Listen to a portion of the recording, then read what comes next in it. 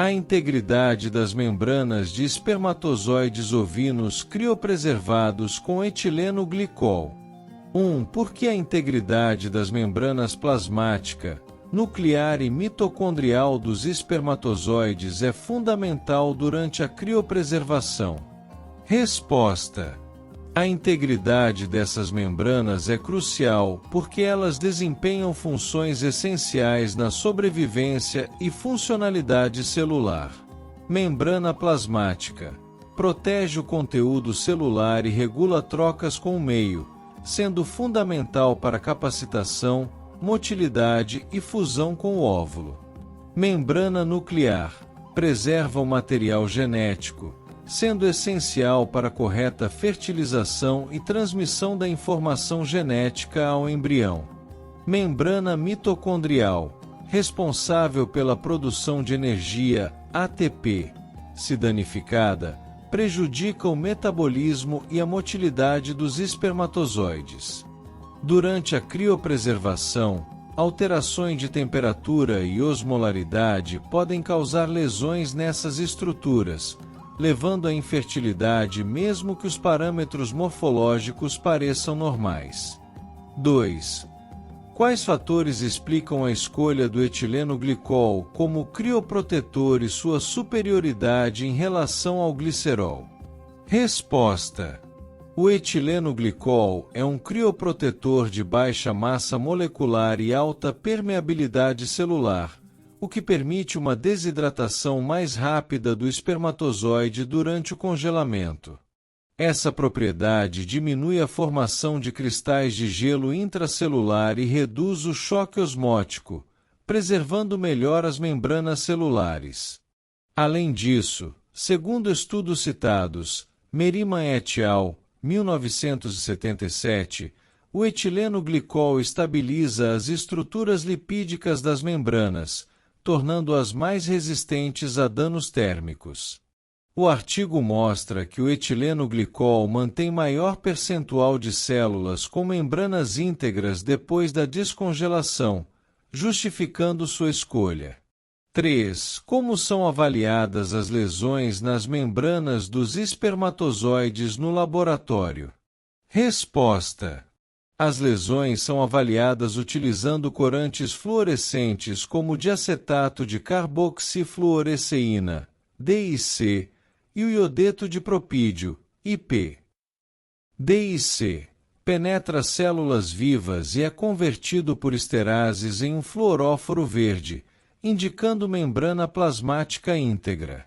IP só atravessa membranas danificadas, ligando-se ao DNA e emitindo fluorescência vermelha. A combinação dos padrões de fluorescência permite classificar células em categorias: membranas intactas, parcialmente danificadas ou completamente lesadas. Esse método é moderno, sensível e permite rápida análise de grandes quantidades de células por microscopia de fluorescência ou citometria de fluxo. 4. Por que o índice de prenhez via inseminação artificial cervical com sêmen congelado ainda é baixo em ovinos? Resposta: o índice baixo, geralmente até 40%, resulta principalmente dos danos estruturais provocados pela criopreservação, especialmente nas membranas plasmática, nuclear e mitocondrial dos espermatozoides. Esses danos afetam a motilidade, sobrevivência e a capacidade de fertilizar o óvulo, além de aumentar a geração de espécies reativas de oxigênio e reduzir o potencial metabólico das células. A técnica de inteligência artificial laparoscópica apresenta índices maiores porque leva o sêmen mais próximo ao local de fertilização, mas demanda maior custo e especialização. Assim, aprimorar a criopreservação é um passo vital para tornar a inteligência artificial cervical mais eficaz e acessível. 5. Quais implicações práticas os resultados deste estudo têm para programas de melhoramento genético em ovinos? Resposta: Os resultados indicam que o uso de etileno glicol como crioprotetor pode melhorar a eficiência da criopreservação de sêmen ovino, aumentando a proporção de espermatozoides viáveis após descongelação. Na prática, isso significa maior potencial para inseminação artificial baseada em sêmen congelado, facilitando a distribuição do material genético de reprodutores superiores, otimizando programas de melhoramento genético e promovendo o ganho rápido e sustentável de produtividade na ovinocultura. Além disso, a aplicação de técnicas sofisticadas de avaliação seminal pode se tornar padrão para novos protocolos de criopreservação. Se precisar de mais perguntas, temas para discussão ou explicações detalhadas sobre técnicas laboratoriais ou fisiologia espermática, estou à disposição para aprofundar. 1. Qual a importância do transporte de substâncias para a função dos seres vivos, conforme mencionado no documento? Resposta: o documento destaca que o transporte de substâncias é fundamental para a função dos seres vivos, pois garante o aporte de nutrientes essenciais às células e a eliminação de dejetos do organismo, transporte passivo na membrana.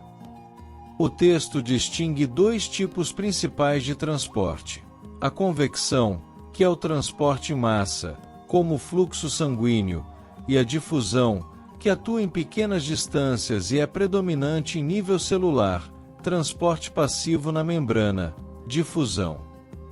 A difusão, em particular, é crucial para a passagem de substâncias através da membrana celular e das paredes dos capilares, onde a convecção é limitada. Difusão. 2. Como a difusão é definida e quais fatores influenciam esse processo, de acordo com o documento? Resposta: a difusão é definida como o movimento de componentes de uma mistura, seguindo a segunda lei da termodinâmica, ou seja, de onde tem mais vai para onde tem menos. Difusão. O documento detalha que a difusão depende de vários fatores, incluindo número de partículas. Quanto maior o número de partículas e o gradiente de concentração, mais rápida é a difusão. Difusão. Tamanho das partículas. Partículas menores se difundem mais rapidamente. Difusão. Forma das partículas. Partículas cilíndricas se difundem mais rapidamente que as esféricas. Difusão. Temperatura.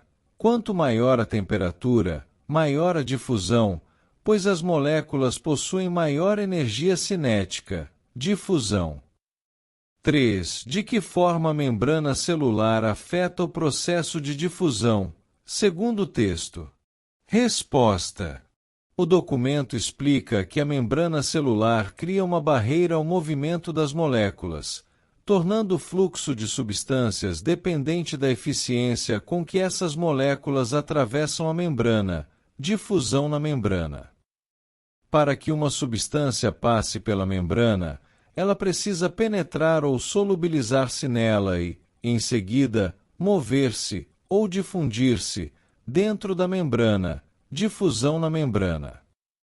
A eficiência desse processo depende das características da substância e da natureza físico-química da membrana. Difusão na membrana.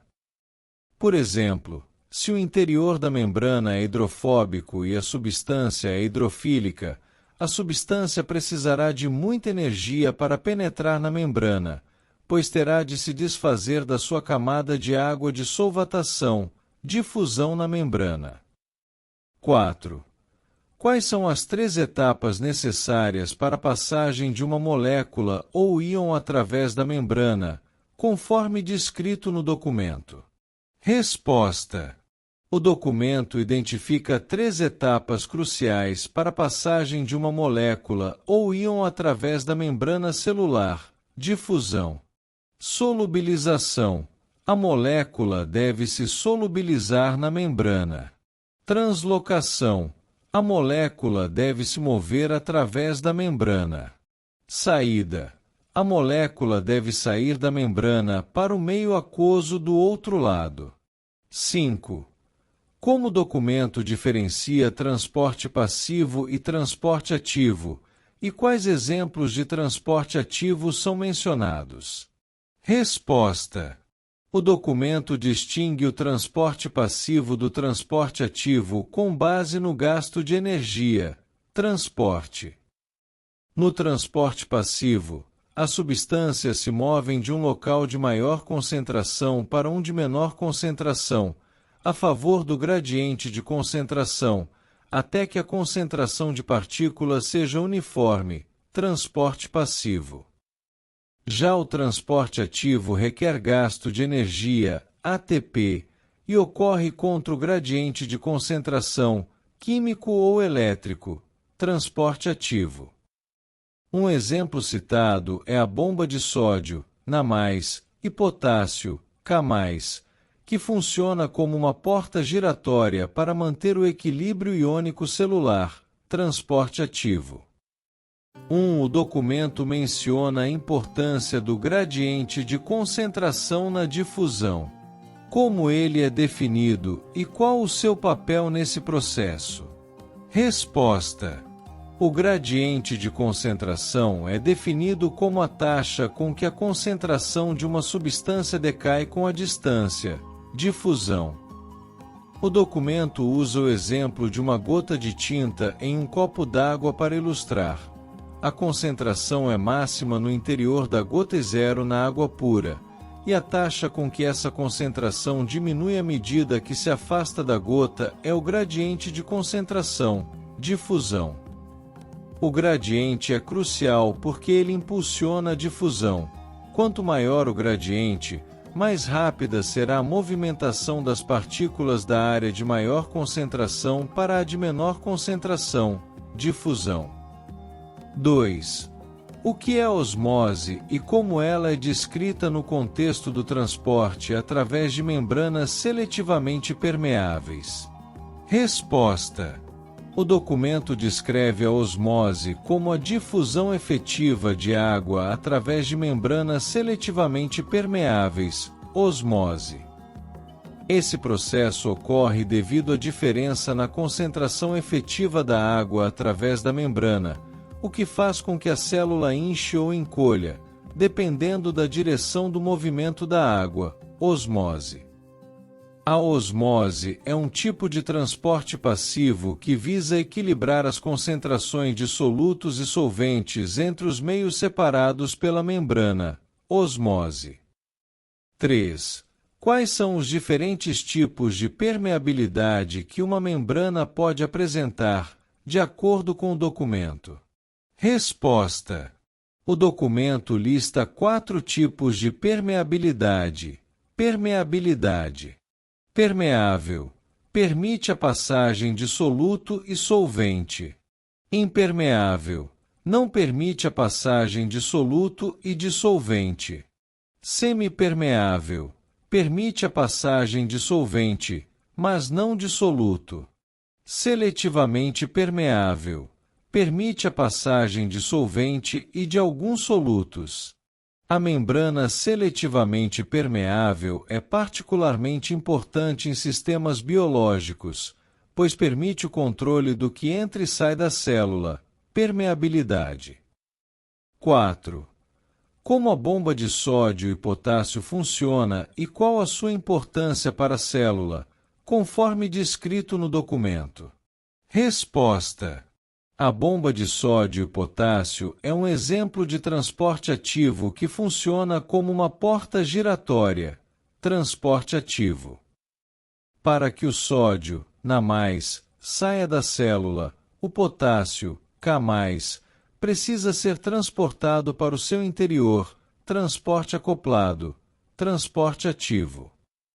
Para cada molécula de ATP gasta, 3 íons sódio são removidos da célula e 2 íons potássio são levados para dentro dela, transporte ativo.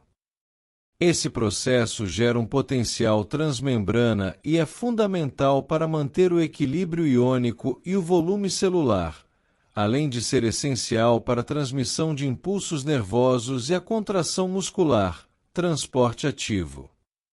5. O documento menciona soluções isotônicas, hipotônicas e hipertônicas. Como cada uma é definida e qual o efeito dela sobre as células? Resposta: o documento define os seguintes tipos de soluções: osmose. Solução isotônica, quando duas soluções têm a mesma concentração. Nesses casos, não há movimento líquido de água através da membrana. Solução hipotônica, tem menos soluto e, portanto, menor pressão osmótica em relação ao interior da célula. A água tende a entrar na célula, o que pode causar inchaço e até lise celular. Solução hipertônica, tem mais soluto e, portanto, maior pressão osmótica em relação ao interior da célula. A água tende a sair da célula, o que pode causar desidratação e encolhimento celular. O equilíbrio entre esses tipos de soluções é crucial para a manutenção da integridade e função celular, osmose. 1. Quais fatores físicos determinam a pressão arterial e como ela é medida? Resposta: a pressão arterial é determinada por dois principais fatores físicos. Volume sanguíneo arterial. A quantidade de sangue presente nas artérias tem impacto direto nos valores da pressão arterial. Maior volume resulta em maior pressão. Complacência arterial. Refere-se à elasticidade das paredes arteriais, ou seja, a capacidade das artérias de se expandirem e acomodarem o sangue a cada batimento cardíaco. Artérias mais complacentes, elásticas, podem absorver parte do impacto do sangue bombeado, reduzindo picos de pressão. A pressão arterial é expressa em milímetros de mercúrio, milímetro Hg, sendo os valores considerados normais para humanos, aproximadamente 120 mmHg, sistólica, por 80 mmHg, diastólica. Essa medida reflete a força com que o sangue empurra contra as paredes das artérias durante os ciclos cardíacos. 2. O que é um potencial de ação e qual é a sua importância para o funcionamento do sistema nervoso? Resposta: o potencial de ação é uma rápida alteração no potencial elétrico da membrana de uma célula excitatória, como um neurônio. Trata-se de um evento elétrico que dura cerca de 1 milissegundo, ms, e é fundamental para a comunicação entre células nervosas. Ao surgir no início do axônio, o potencial de ação se propaga ao longo desta estrutura até alcançar outros neurônios ou células efetoras, sendo responsável pela transmissão de informações rápidas e precisas no sistema nervoso. É esse fenômeno que possibilita percepções, movimentos, reflexos e a integração das funções corporais. 3.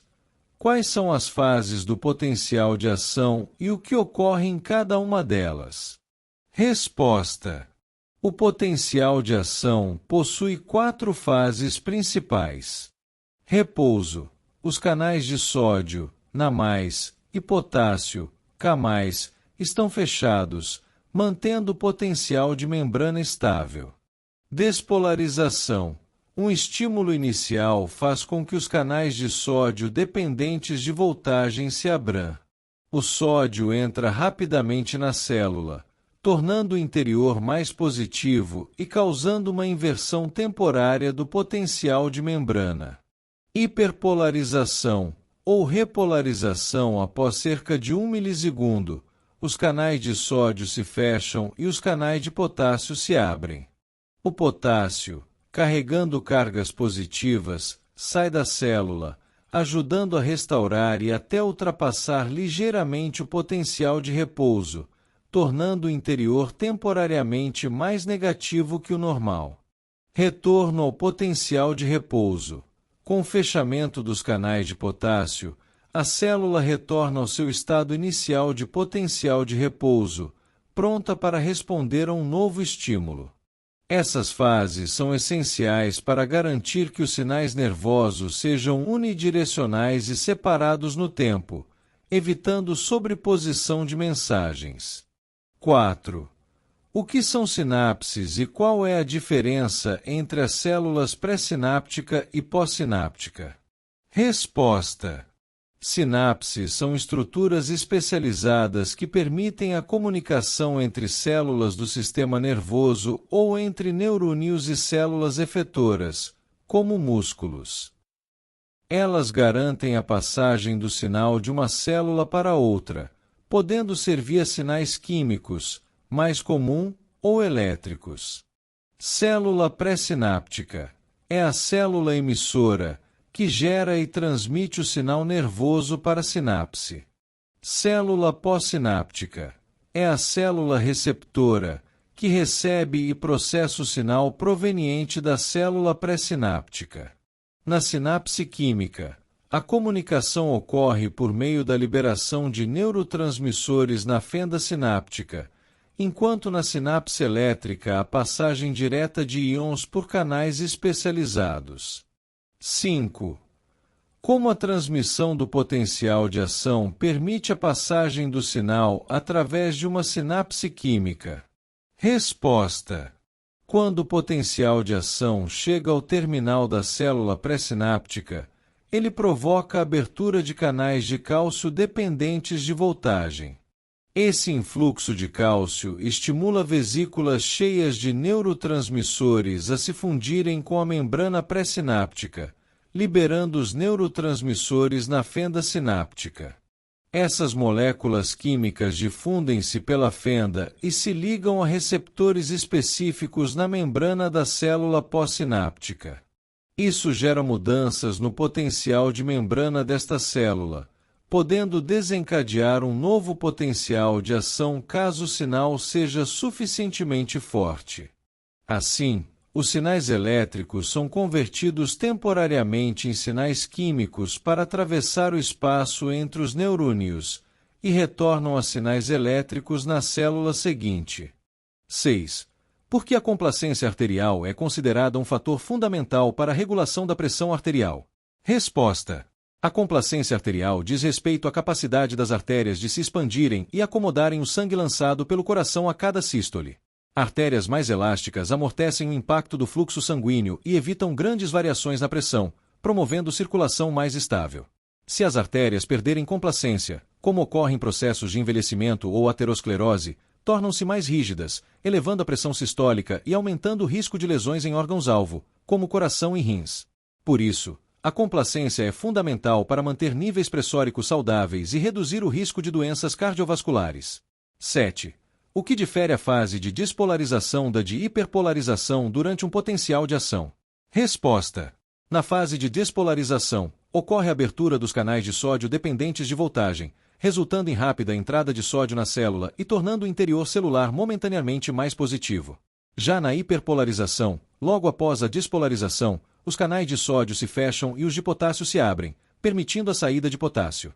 Isso causa uma breve negativação do potencial de membrana, que pode até ultrapassar seu valor de repouso antes de voltar ao normal. A diferença fundamental está nos íons envolvidos e nos direcionamentos dos fluxos: entrada de sódio, despolarização, versus saída de potássio, hiperpolarização. 8. O que torna a sinapse química mais comum que a sinapse elétrica no sistema nervoso humano?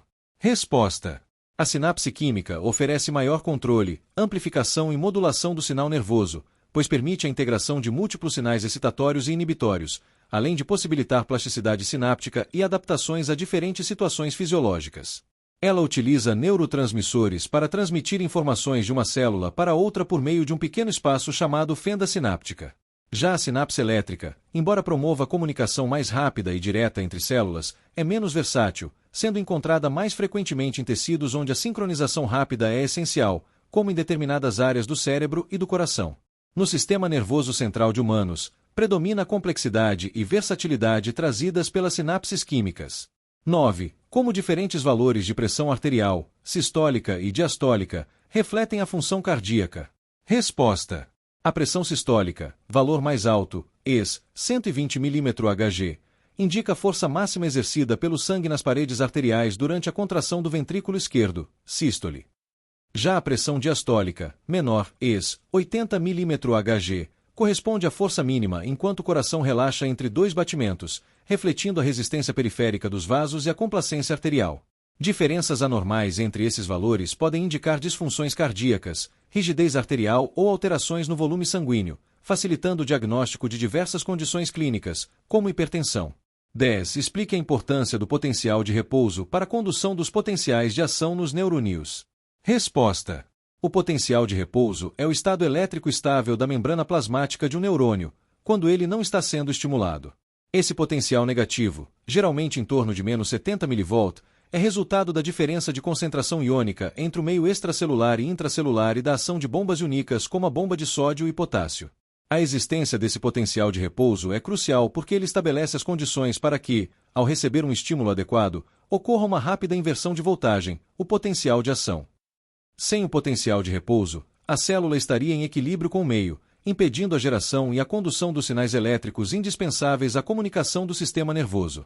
Com base no texto sobre a biofísica da visão e da audição, seguem 5 perguntas e respostas detalhadas, mantendo o padrão de profundidade e clareza. 1. Qual a diferença fundamental entre ondas eletromagnéticas e ondas mecânicas? Dê exemplos de cada tipo. Resposta.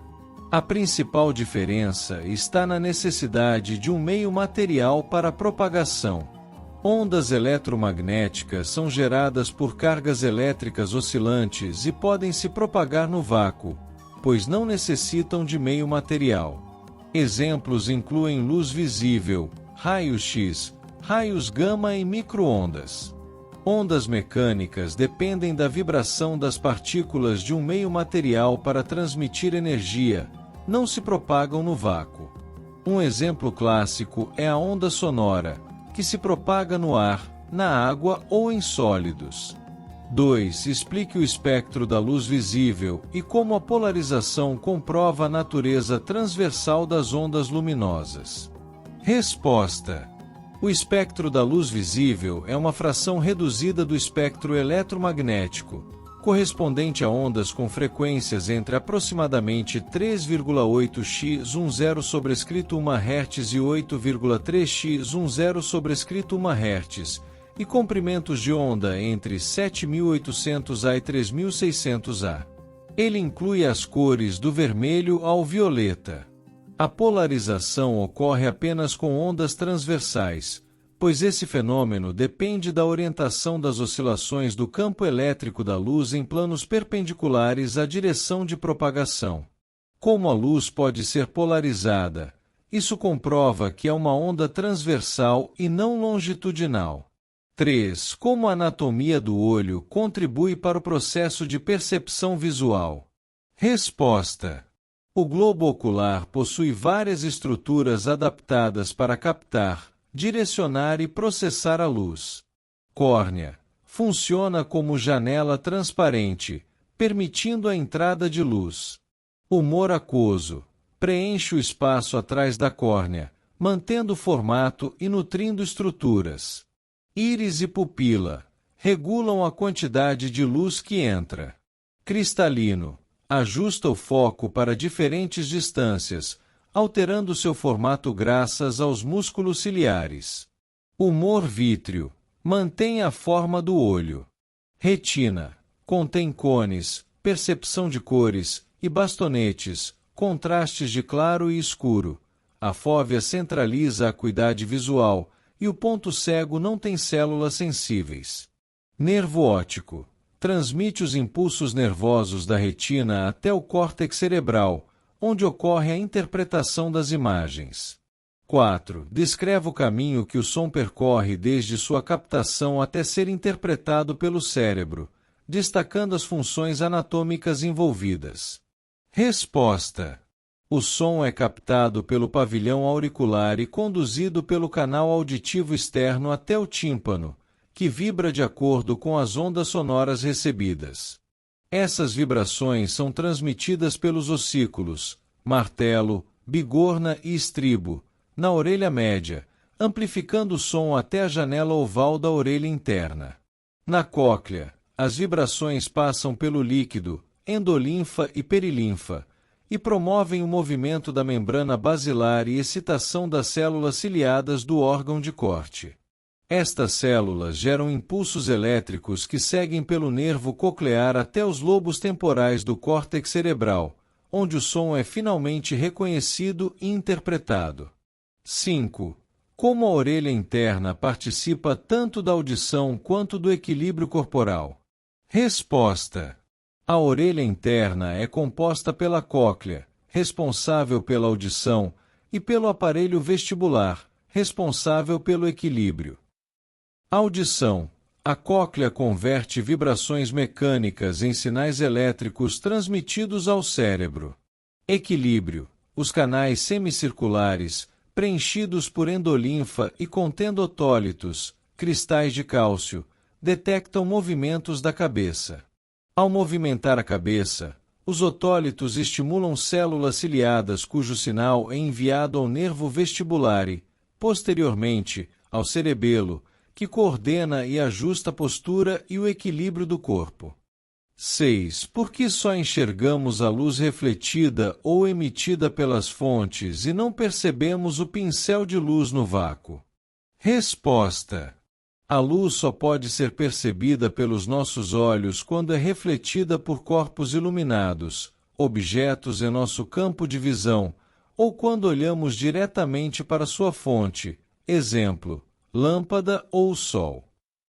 O chamado pincel de luz, ou feixe luminoso, só é visível em ambientes com partículas suspensas, como poeira, neblina ou fumaça, que espalham a luz em diferentes direções, tornando o feixe perceptível. No vácuo, não há partículas para dispersar a luz, portanto o feixe não é visto, mesmo que haja luz se propagando. 7. Detalhe como a retina responde à chegada da luz e explique o papel dos cones e bastonetes. Resposta: quando a luz alcança a retina, ela ativa dois tipos principais de células fotossensíveis, cones e bastonetes. Cones respondiam principalmente pela percepção das cores e são mais abundantes na fóvea central, região de maior acuidade visual. Diferentes tipos de cones são sensíveis a diferentes comprimentos de onda, cores. Bastonetes são responsáveis pela percepção de contraste claro-escuro e pela visão em ambientes de baixa luminosidade, embora não distingam cores. Após receber a luz, essas células convertem o estímulo luminoso em impulso nervoso, que é transmitido pelo nervo óptico ao cérebro para processamento e interpretação da imagem. 8. Como a intensidade do som influencia a resposta do ouvido humano e quais proteções o ouvido médio oferece contra sons intensos? Resposta: a intensidade do som é responsável pela amplitude com que o tímpano vibra. Sons de baixa amplitude são audíveis quando atingem o limiar mínimo de detecção, enquanto sons de alta intensidade podem ser desconfortáveis ou até dolorosos se superarem o limiar máximo. O ouvido médio possui músculos, como o tensor do tímpano, que podem contrair reflexamente para limitar o movimento dos ossículos, martelo, bigorna e estribo, protegendo, até certo ponto, contra ruídos moderadamente altos e contínuos. No entanto, esse reflexo não é eficaz para sons muito súbitos e intensos, que podem romper o tímpano ou danificar estruturas delicadas da orelha interna. 9. Na audição, Explique como a diferença de potencial entre a endolinfa e o interior das células ciliadas contribui para a transdução do som. Resposta: na cóclea, existe uma diferença de potencial significativa entre a endolinfa, líquido com potencial elevado de mais 80 mV, e o interior das células ciliadas, menos 70 mV. Quando as células ciliadas do órgão de corte são estimuladas por movimentos da membrana basilar provocados pelas vibrações sonoras, canais iônicos específicos se abrem, permitindo rápido influxo de íons, principalmente potássio, para dentro da célula. Esse movimento gera um potencial de ação que é transmitido como impulso elétrico pelo nervo coclear ao cérebro. Assim, essa diferença de potencial é fundamental para a sensibilidade e eficiência da transdução auditiva. 10. Quais são as principais funções da esclerótica, coroide e retina no olho humano? Resposta: esclerótica é a camada mais externa do olho, responsável por proteger as estruturas internas e manter a forma do globo ocular devido à sua resistência. Coroide fica entre a esclerótica e a retina, rica em vasos sanguíneos. Sua principal função é nutrir as demais estruturas internas do olho, especialmente a retina. Retina é a camada mais interna, formada por células nervosas sensoriais, cones e bastonetes, responsáveis pela captação da luz, conversão dos estímulos luminosos em sinais elétricos e envio dessas informações ao cérebro. Essas três camadas, em conjunto, garantem a proteção, alimentação, sustentação e funcionalidade fotossensorial do olho. Aula Biofísica, contração muscular.pdf, e formularei 5 perguntas e respostas detalhadas, mantendo o padrão de profundidade e clareza que temos utilizado. 1. Quais são os principais tipos de músculos encontrados no corpo humano e quais as suas características distintas, de acordo com o documento? Resposta: o documento identifica 3 tipos principais de músculos. Tipos de músculos: músculo esquelético, responsável pelos movimentos voluntários, apresenta estriações transversais e é controlado pelo sistema nervoso somático. Músculo liso, encontrado nas paredes de órgãos internos, como o estômago e vasos sanguíneos, realiza contrações involuntárias e lentas, controlado pelo sistema nervoso autônomo. Músculo cardíaco, presente no coração, possui estriações e contração involuntária rítmica, também controlado pelo sistema nervoso autônomo, porém com características próprias. Cada tipo muscular possui estrutura e função adaptadas às suas necessidades específicas no organismo. 2. Descreva a estrutura do sarcomero e o papel das proteínas actina e miosina no processo de contração muscular, conforme explicado no documento. Resposta: o sarcomero é a unidade funcional básica do músculo estriado, sarcomero. Ele é delimitado por 2 linhas e contém filamentos de actina, finos, e miosina, grossos, dispostos de forma organizada. Durante a contração muscular, os filamentos de actina deslizam sobre os de miosina, encurtando o sarcomero e, consequentemente, o músculo. Contração muscular.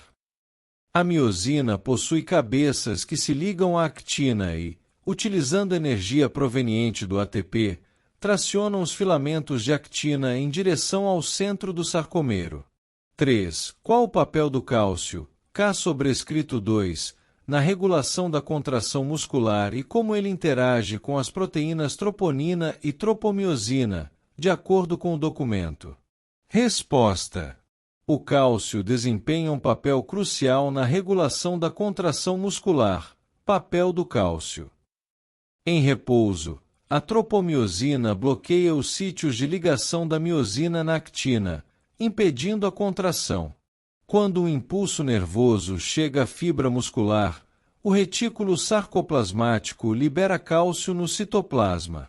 O cálcio se liga à troponina, que, por sua vez, desloca a tropomiosina, expondo sítios de ligação da actina para a miosina. Isso permite a formação de pontes cruzadas e o início da contração muscular.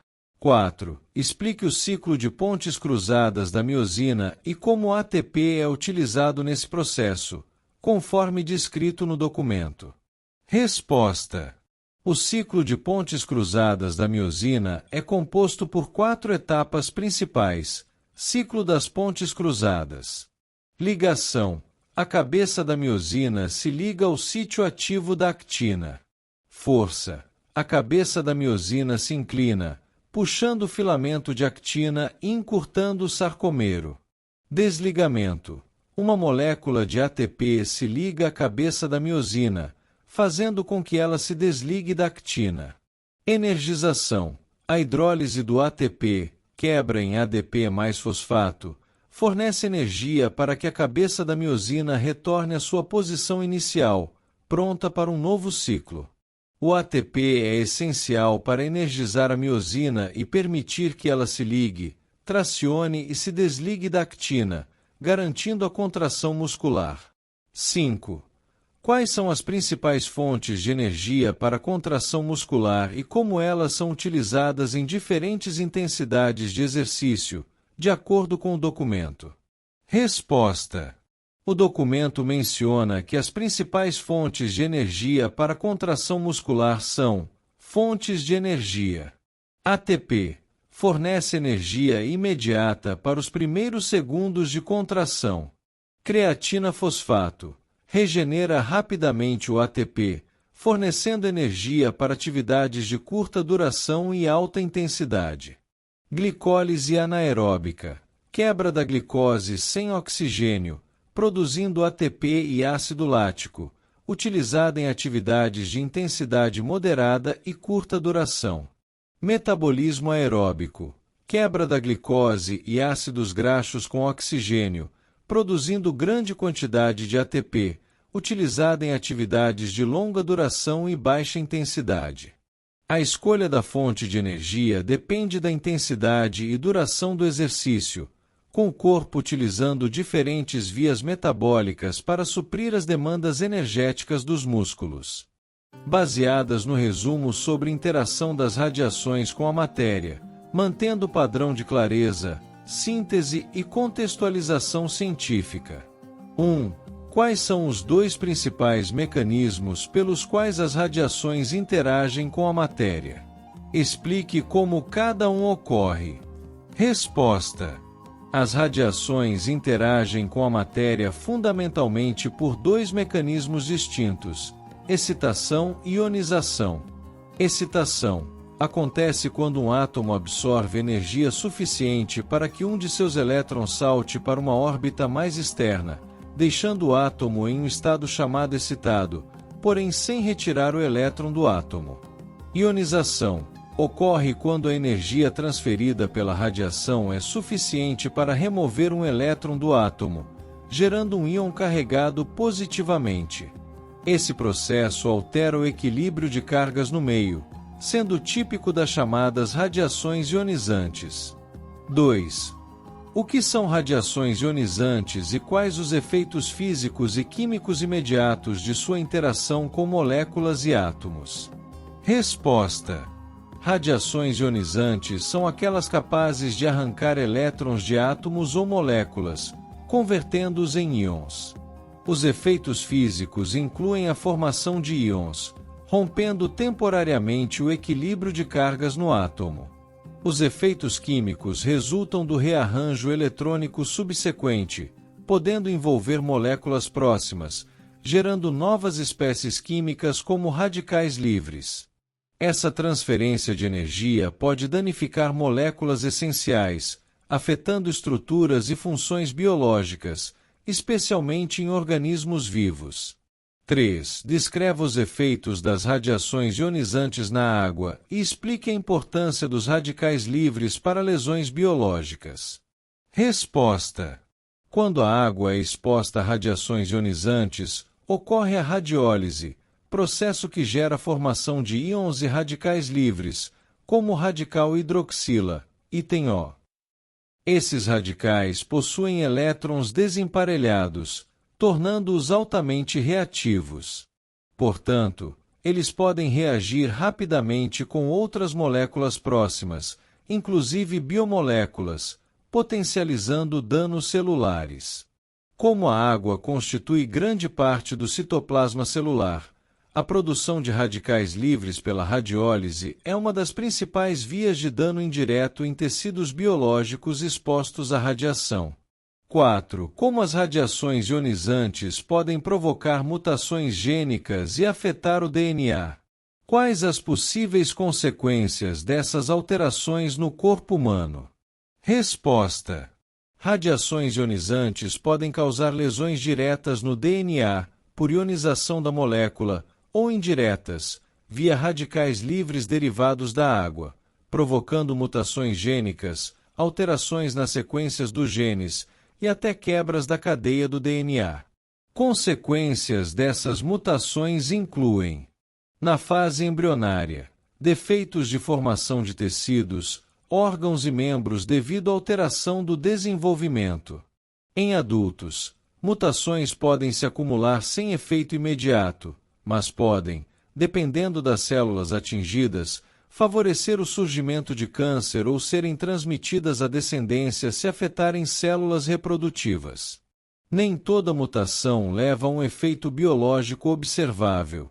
Algumas são reparadas, outras permanecem silenciosas ou podem causar doenças. 5. O que são síndromes de irradiação aguda e quais manifestações clínicas podem ocorrer em diferentes faixas de dose de exposição? Resposta: síndromes de irradiação aguda são conjuntos de manifestações clínicas decorrentes de exposição a altas doses de radiação em curto período, especialmente quando o corpo inteiro ou grande parte dele é atingido.